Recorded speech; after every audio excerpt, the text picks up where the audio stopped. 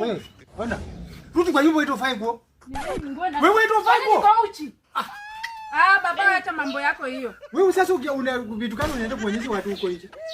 Nimevaa nguo. Wewe hata kuna jinsi yetu usiende hivyo kwa mtoni. Wewe wacha mchezo bana. Wewe. Mimi naongea na wewe. Wewe sasa umeona hiyo pia umefika mtu wa kurombosia watu sasa unaenda huko mtoni. Sasa unasema unaita watu Gen Z. Hivi ndo Gen Z wanavaa sasa. Hiyo sio kwa Gen Z utakufa maskini. Utafanya na kufa pressure. Rudi kwa nyumba nani? Rudi kwa nyumba. Hakuna nguo nyingine huko kwanza. Rudi kwa nyumba. Hao watoto siku hizi wanakaa uone utatokaje uji kwa nyumba unaenda mtoni. Ewe rura kubana. Wala wewe. Wakati yo yawa reka umwana baruke.